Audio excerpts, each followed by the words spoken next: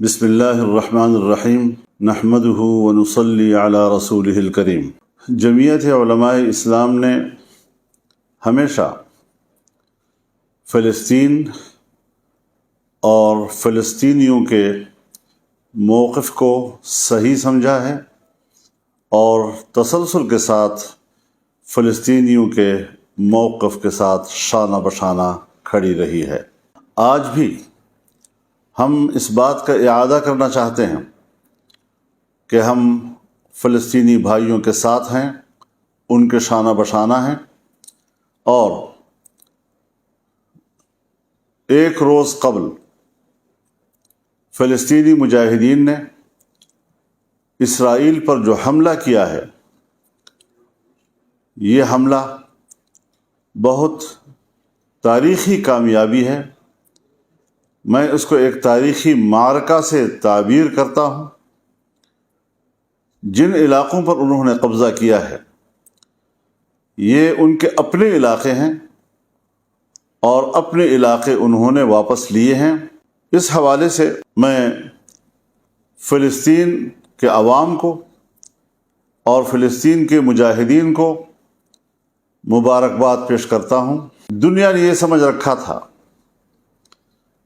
کہ فلسطین اور فلسطین کا مسئلہ اور فلسطینیوں کا موقف وہ ابدی نیند سو چکا ہے۔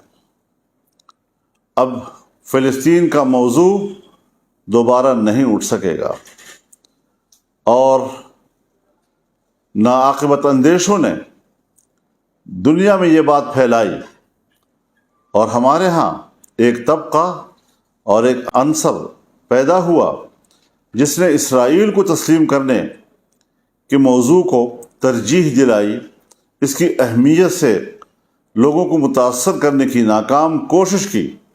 میں سمجھتا ہوں کہ آج اس معرکے نے فلسطین کے مسئلے کو زندہ ہی نہیں کیا، ثابت کیا ہے کہ فلسطین کا مسئلہ مرا نہیں، اور آج اس کی اہمیت آسمانوں کو چھو رہی ہے۔ اس حملے میں اسرائیل کے پورے دفاعی نظام کو ناکام بنا دیا گیا ہے، ان کے گھمنڈ کو زمین بوس کر دیا گیا ہے، ان کی انٹیلیجنس کو ناکام بنا دیا ہے۔ یہ حقیقت تسلیم کر لینی چاہیے دنیا کو کہ اسرائیل کوئی قوت نہیں، اسے بڑا چڑھا کر پیش کیا جا رہا ہے، اور اس قوت کو جس انداز سے بڑھا کر پیش کیا جا رہا ہے، یہ انصاف کے تقاضے پورے نہیں کر رہا ہے۔ میں ساتھ ہی یہ بات بھی اپنے فلسطینی بھائیوں سے اور مجاہدین سے کہوں گا کہ وہ انسانی حقوق کا احترام کریں، اسے تحفظ دیں، اس کا لحاظ رکھیں، بچوں، عورتوں اور عام شہریوں کو گزند نہ پہنچائیں، ان کی زندگیاں تلف نہ کریں، اور دنیا کو بتائیں کہ اسرائیل اور صہیونی جنہوں نے فلسطینیوں کی نسل کشی کی، ان کے بچوں کو قتل کیا، ماؤں کے سامنے قتل کیا، والدین کے سامنے قتل کیا، اور کوئی احترام آدمیت انہوں نے نہیں دکھائی۔ آج ہمیں اس کے بدلے میں یہ ثابت کرنا چاہیے کہ اسلام اور مسلمان کس طرح انسانی حقوق کا تحفظ کرتا ہے۔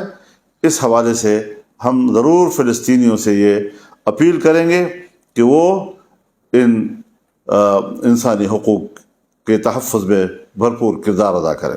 میں یہ بھی کہنا چاہتا ہوں کہ اقوام متحدہ بھی اپنا فرض پورا کرے، 1967 کی قراردادوں پر عمل درآمد کرائے، بیت المقدس کو مسلمانوں کے حوالے کرے، اور اس کو فلسطین کا دارالخلافہ تسلیم کرے۔ ہم اس حوالے سے جو بھی اپنا موقف رکھتے ہیں، اس حوالے سے ہم ایک OIC کا بھرپور اور فوری اجلاس بلانے کا مطالبہ کرتے ہیں۔ اس میں ہمارے دوست ملک، انتہائی قابل احترام سرزمین سعودی عرب سے بھی भरपूर किरदार अदा करने की हम तवक्को रखते हैं। वो फौरी तौर पर OIC का इजलास बुलाए, पाकिस्तान की गवर्नमेंट वो फौरी तौर पर इस हवाले से किरदार अदा करे, ताकि इस्लामी दुनिया बैठकर इन नए मारूजी सूरत हाल को सामने रखते हुए एक नए ज़ाविया नज़र के साथ अपने मौक़िफ़ का तयन करे और मशरिक़ वस्ता में अमन के क़याम को यकीनी बनाने के लिए मनसूबाबंदी करे। ये बात साबित हो चुकी है कि जब तक फ़लस्तीन को तस्लीम नहीं किया जाता, फ़लस्तीनियों को उसकी सरज़मीन नहीं दी जाती, कभी भी मशरिक़ वस्ता में अमन नहीं आ सकता। इस हकीकत को तस्लीम कर लेना चाहिए और इसी बुनियाद पर हम ये समझते हैं कि हमें अपने रवैयों पे नज़र रखनी चाहिए, अरब दुनिया को भी, पूरी इस्लामी दुनिया को भी। और मैं ये भी ऐलान करता हूँ कि अगले जुमे इंशाअल्लाहुल अज़ीज़ पूरे मुल्क में फ़लस्तीनियों के साथ यकजहती का दिन मनाया जाएगा और तमाम मुल्क के ज़िली हेडक्वार्टर्स में मुज़ाहरे किए जाएंगे उनके हक़ में और उनकी तायीद में। ज़िली हेडक्वार्टर्स से अगर कोई तहसील इतनी दूर हो कि वहाँ उनके लिए पहुँचने में दिक्कत हो, तो वहाँ पर तहसील हेडक्वार्टर्स में भी मुज़ाहरे किए जा सकेंगे। पूरे मुल्क के अवाम, पाकिस्तानी कौम इस हवाले से मैदान में आए और इस्लामी वहदत का सबूत पेश करे कि इस्लाम एक दीन है और मुसलमान एक जिस्म है, और जिस्म के किसी हिस्से में भी अगर कोई तकलीफ़ है तो उसका एहसास पूरी दुनिया का मुसलमान कर रहा है।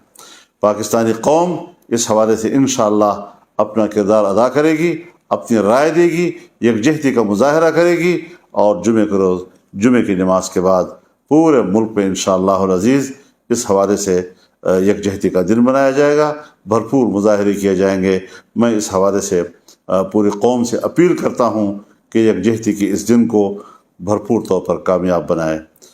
बहुत बहुत शुक्रिया। व आखिर दावाना अनिल हम्दुलिल्लाहि रब्बिल आलमीन।